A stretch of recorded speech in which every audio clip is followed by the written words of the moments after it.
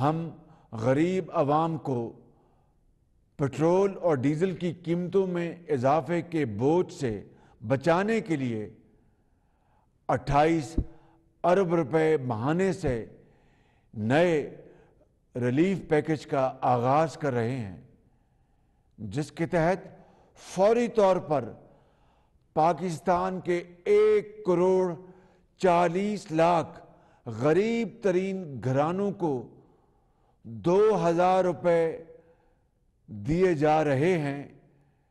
یہ گھرانے 8.5 کروڑ افراد پر مشتمل ہیں، جو پاکستان کی کل آبادی کا 1/3 حصہ بنتا ہے۔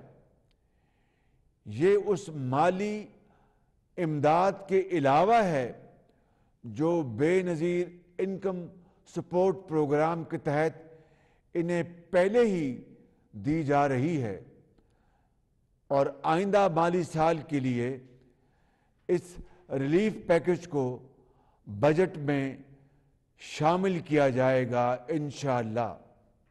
میں نے یوٹیلیٹی سٹورز کارپوریشن کو ہدایت کی ہے کہ پاکستان بھر میں 10 کلو آٹے کا تھیلا 400 روپے میں عوام کو فروخت کیا جائے۔